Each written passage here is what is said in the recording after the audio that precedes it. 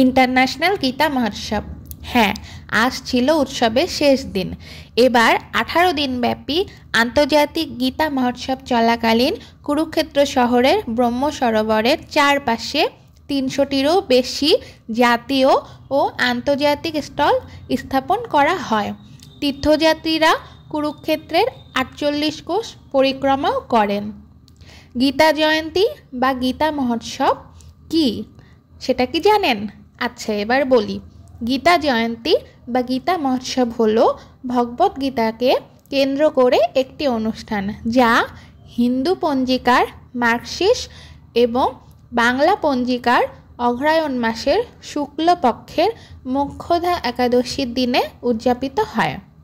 ইতিহাসের এই দিনে কুরুক্ষেত্রের যুদ্ধক্ষেত্রে শ্রীকৃষ্ণ অর্জুনের কাছে ভগবদ্গীতা জ্ঞান প্রদান করেছিলেন।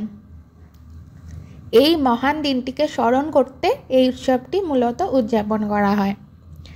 ভগবদ্গীতা হিন্দু ধর্মগ্রন্থ, যা মহাকাব্য মহাভারতের একটি অংশ।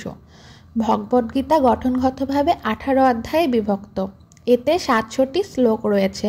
শুধু মেলা হয় তাই না, হরিয়ানার সাংস্কৃতিক নৃত্য, সঙ্গীত এবং নাটকও পরিবেশন করা হয়ে থাকে এখানে। লোকে লোকারণ্য চারিদিক। আমি অনেক ভাগ্যবান যে এই কুরুক্ষেত্রের পবিত্র ভূমিতে আসতে পেরেছি।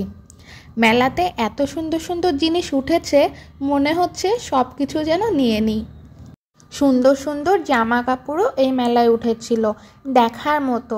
ওড়নাগুলোতে এত সুন্দর কাজ করা ছিল, যেন মনে হচ্ছিল নিয়ে নিই।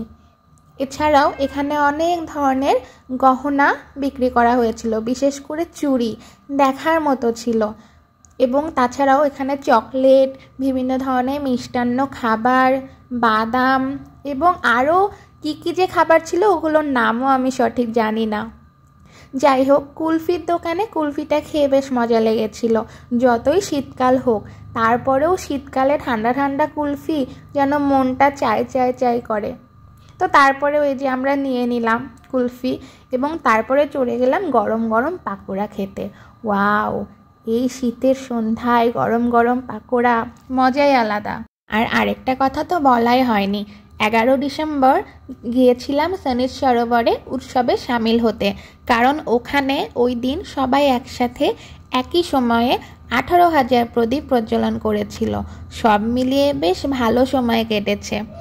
তো আজকের মতো বাই বাই।